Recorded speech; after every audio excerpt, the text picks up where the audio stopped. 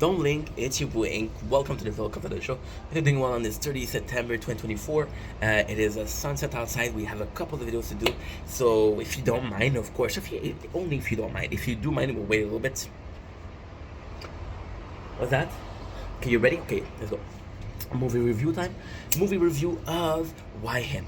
So we got Bryan Cranston, we got James Franco, and it's a movie about a dude that meets his daughter. That whoa, about a dude that sees his daughter with a new guy and they have to meet, and it's this really sweet story. It's actually ah it's a really huge mixed bag of it's very good and it's very bad.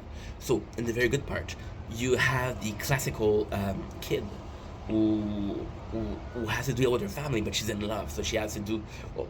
He's right, they're right, family is right, my boyfriend is right.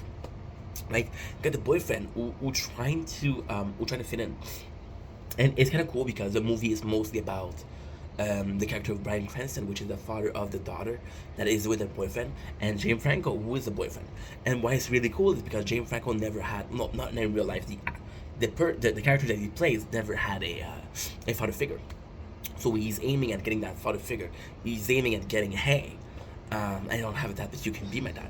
And you see James Franco as being very extreme because he gets a tattoo.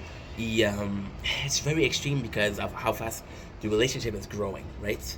And it's nice because the the movie in itself is amazing because at first you're clearly only seeing the boyfriend who's intense. He's way too intense. He's doing things way out of line. Like, okay, well, let's go in, let's go in, let's go in.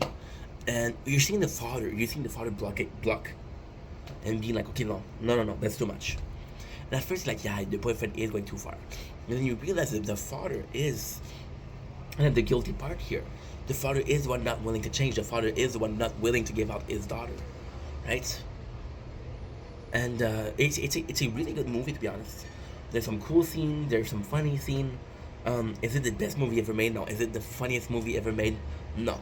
Um, but yeah, in the father in itself, I'd be the same way. If I had a daughter, I would want to protect her, right? And you get the feeling that the boyfriend just want to be accepted.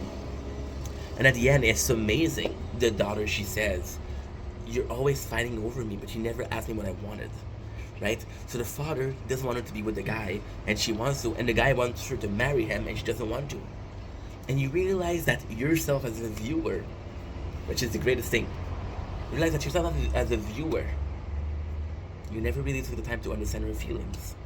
You're so caught up in the story of the father and the boyfriend that you never asked yourself how she was feeling.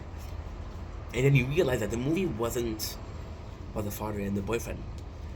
The movie was about her. Because she's the one common denominator. And yeah, it's a wake up call. So a smart movie, funny movie. Again, it's a bit bland. Okay, I could have had a little hot sauce, but so far so cool. It's a guilty pleasure movie. It's a movie I'd watch. I've watched. It was good. It's a movie that I will rewatch and rewatch and rewatch and rewatch. No, it's a movie that I like watching once or twice. Yeah, it's pretty good. Anywho, long enough talk. Inky, you talk so much. Love you guys. Take it easy. Peace.